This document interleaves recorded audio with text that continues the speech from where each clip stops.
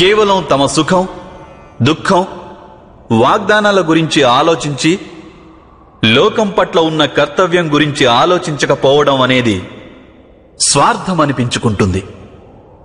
కాని నిజమైన సామర్థ్యం స్వార్థం కలిగి ఉండదు.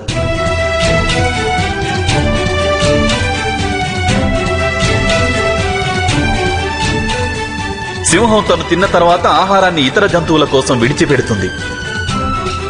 అంటే పరమార్థంతో నిండిన ఈ తెలివి ధర్మానికి ఆధారం కాదా బ్రాహ్మణులారా? మీరే ఆలోచించ